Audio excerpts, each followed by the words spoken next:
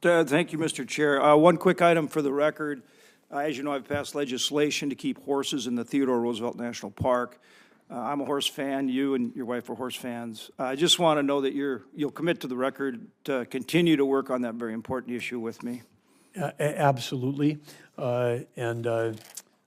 For the record, people should know that as popular as Senator Hoeven is in our state, the horses in the national park have even more followers on social media than he does. Yeah, no question. And then just one final item. I think you've demonstrated to both sides of the aisle your absolute willingness to work with everybody to achieve good outcomes and a good outcome for this country. And that's exactly what we want in somebody that goes into these important positions.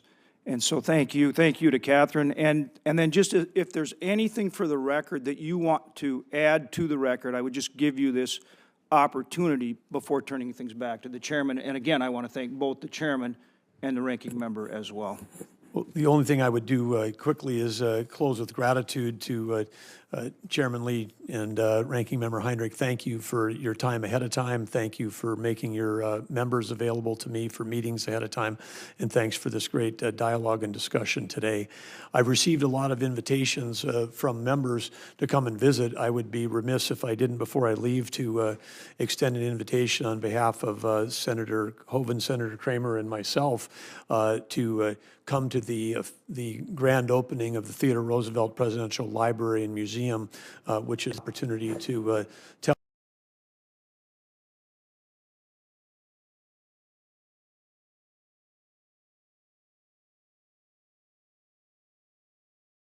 the story of conservation that really began during the time when Theodore Roosevelt spent time in North Dakota. His wife and his mother tragically died on the same day in the same house, on Valentine's Day of 1884, and he had a newborn infant daughter that was 2 days old. He handed that off to his sister, and he got on the train, and he was deeply despondent and went west and remade himself from the he'd had a childhood that was full of sickness, and he went from a sickly Easterner and became a rough and tumble Westerner cowboy, learned the hard way out there with a lot of time in the saddle, and built the Elkhorn Ranch. And from then he developed his thoughts about conservation in this country. And we know the story that went from there. That led him to become the Rough Rider that he was, that propelled him into becoming a governor, formed the National Governors Association, saved football. I mean, now the largest viewed sport. And the NCAA was formed because Theodore Roosevelt was listening to concerns from mothers whose too many of their sons were dying of head injuries playing football in the Ivy League schools without protections. And so he said, let's come up with some standard safety protections. So there's many stories about TR that haven't been told like that, but the only president to receive a Medal of Honor for his time in the military. One of his sons also received a Medal of Honor, who was there at Normandy in World War II. But incredible story, and of course Nobel Peace Prize that he received for negotiating the settlement between Russia and Japan. And he wrote more books than all the other presidents combined. He wrote more letters than Jefferson and Washington. We're in the process of digitizing all of that.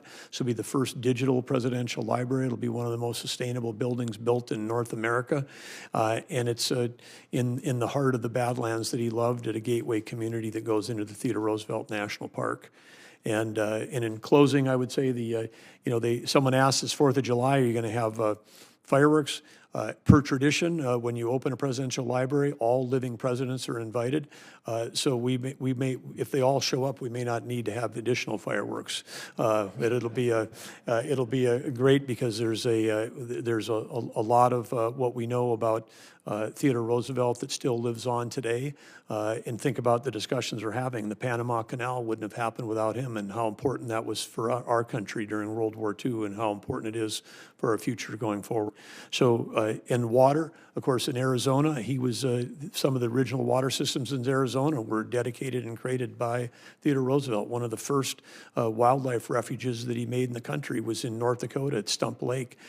He sent us on a way to build out the national park system as we know it right now. So it's with a bit of serendipity and a great amount of excitement that as Secretary of Interior, I'll look forward to being at that opening along with all of you. This committee's all officially invited as of right now. It would be great to have you all there.